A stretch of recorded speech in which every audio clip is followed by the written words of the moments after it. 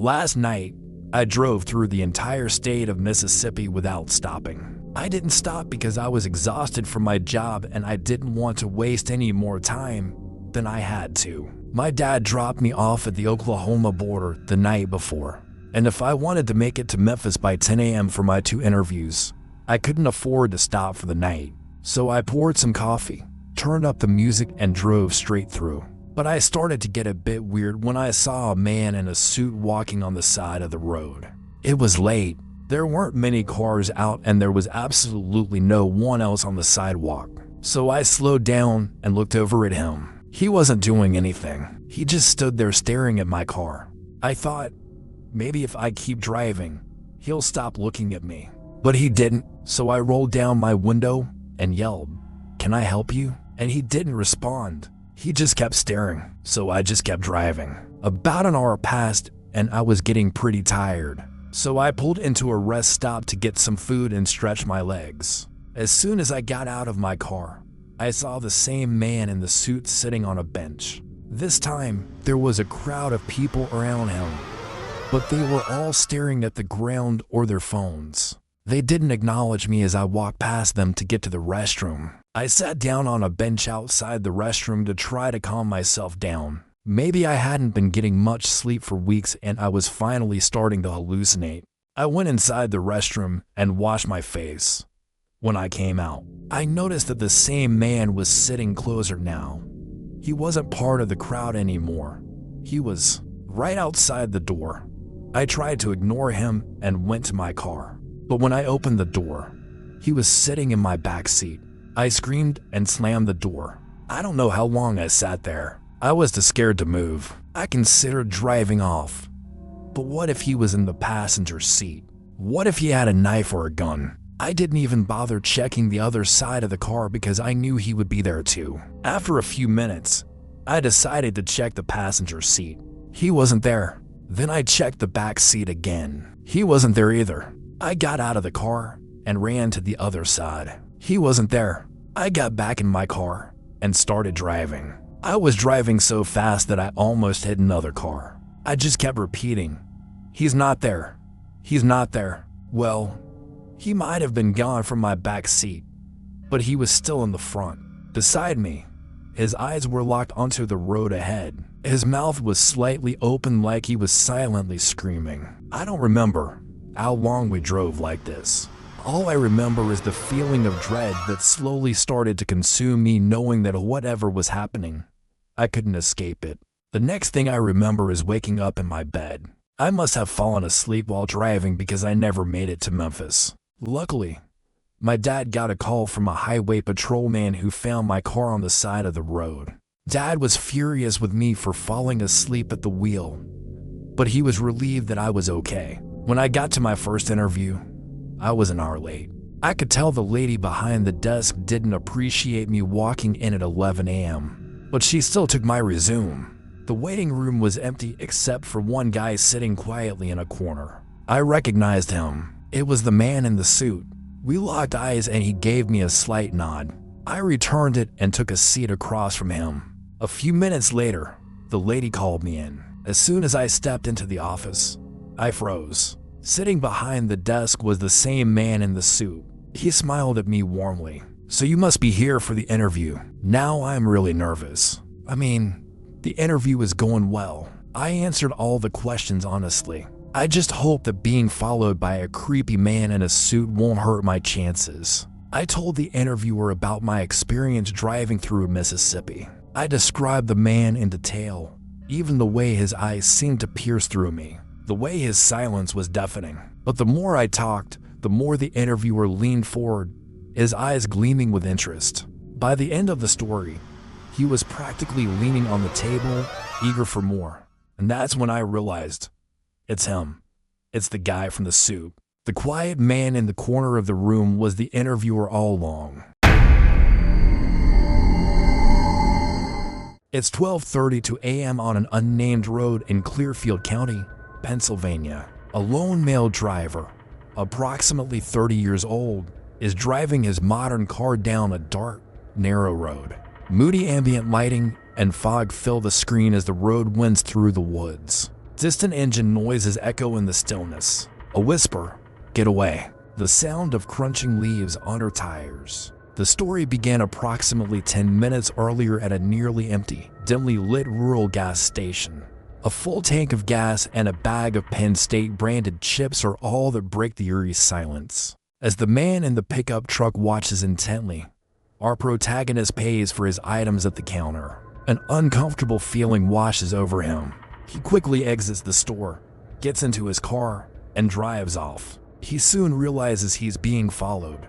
The beat-up old pickup truck stays just behind him, never overtaking or passing. The driver decides to pull over and park on the roadside. He steps out of his car and walks to the back to check his tire. The truck behind him slowly comes to a stop and parks silently a few dozen feet up the road.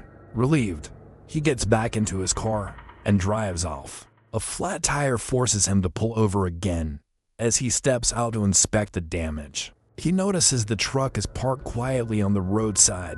He pulls out his cell phone and dials 911. Just as he finishes explaining his situation, he hears the sound of the truck engine starting up again. Fear grips him as he looks toward the truck. Its headlights pierce the darkness, revealing the shadowy figure of the man getting out of the driver's seat. In a panic, he drops his phone and runs into the nearby woods. Branches and leaves crackle under his feet as he desperately tries to hide. The sound of his own breathing pounds in his ears. He finds a spot concealed by some large rocks and hides. He calls out for help, but his voice is lost in the wind as he waits. He hears the crunch of gravel under tires. The beam of the truck's headlights momentarily finds him, but he holds his breath and remains still. The light moves on.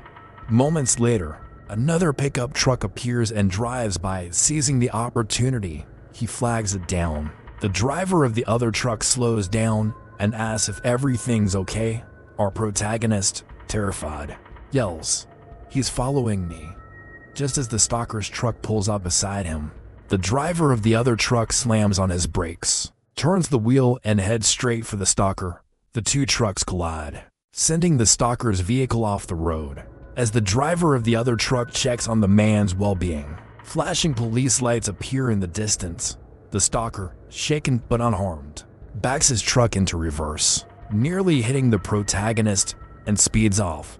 The driver of the other truck, now joined by several others, helps the man to his feet. Together they walk toward the flashing lights as sirens grow louder. The protagonist, still shaken, looks back at the dark road behind him. The image of the old pickup truck and its creepy driver burned into his mind. A car struggles to make its way through a snowstorm, moving from a lonely country road onto a slightly busier road with streetlights. The car continues on until it reaches a small diner. Inside, the driver, a 28-year-old woman, sits down at the counter next to an older creepy man. "You shouldn't be out in this weather, especially not alone," says the man, Toby. "What are you doing driving around in this weather?" He continues, "I don't mean to sound like your mama, but you should be at home. You know, there's a reason they closed the schools today." Toby leans in closer. "You girls and your boys, you always think you're safe driving around in the dark. I got news for you. None of you are safe. You hear me? None of you are safe." The woman tells Toby that she's heading up north to see her boyfriend. "Oh, up there," he says, nodding his head toward the door. "Yeah, you probably don't want to be doing that in this weather." The woman gets what she came for, a coffee, and as she takes a sip, Toby continues, "I used to drive truck, you know, all over these back roads. Never a dull moment. You see all kinds of things, some good, some bad. You get a real good feel for what is going on in this world when you're right behind the wheel. These days, though, everybody stays inside. They don't have to. I mean, look at this place. Not a soul. It's a shame, really. I come here just about every day for my breakfast, but I come in all kinds of weather. Always friendly service. Great food. Best coffee this side of the state. But nobody wants to come out here when it's snowing, even though it's a beautiful day to take a drive." The woman has finished her coffee. She thanks the waitress and heads out into the snow. The diner disappears behind her. The only sound now is the wind and the crunching of her boots in the snow. As she drives off, we see Toby watching her from the window. He takes a slow, sinister smile. She arrives at a rundown motel. We can see a few cars parked out front. She lets herself in and goes to her room. The flickering neon sign outside her window casts an eerie glow on the peeling paint. The room is dimly lit by a single overhead light. Snow falls steadily outside. The only sounds are the wind and the occasional crunch of snow under her boots. As she walks around the room, she kicks off her shoes, and as she turns on the TV, she realizes the bathroom door is shut. She calls out, "Hello," but there's no answer. She walks over and pushes the door open. No one's in there. She notices the toilet seat is up. Then she looks down and sees new footprints in the dust on the floor. She backs away, eyes wide with fear. As she tries to call 911, we see Toby enter the room. He takes a step toward her and she screams, dropping the phone. The last thing she sees is Toby's face inches from hers before everything goes black. She wakes up and finds herself in the dimly lit motel office. Her head pounds. The worker looks at her with a mixture of concern and annoyance. "Can I help you?" he asks. She looks around frantically, searching for Toby. "Where's Toby?" she asks. "Who's Toby?" He replies. "You called the police, didn't you?" She says, "Yeah, but it wasn't about Toby. It was about my truck. Someone broke in and stole my tools," he says, reaching for the phone. "Wait, you called the cops, didn't you?" She asks. "Yeah, but it wasn't about Toby. It was about my truck. Someone broke in and stole my tools," he says, reaching for the phone. "No, you didn't call the police. You called your friend, didn't you?" she says. He hangs up the phone. "How did you know?" he asks. "Because I saw you. I saw you coming here. You were smiling," she says. "I thought maybe you could help me. But I guess not," she continues. "Who's gonna help me? The cops aren't coming. You're not gonna help me. I'm all alone." She runs to the front door, bursting through it and stumbling out into the snow. She looks around wildly, trying to find help. But no one is around. The wind whips around her, carrying with it the sound of crunching snow and the distant rumble of thunder. She spots Toby's truck in the distance and begins to run toward it. Slipping and falling in the snow, Toby leans against his truck. Watching her approach, he smiles as he meets her gaze.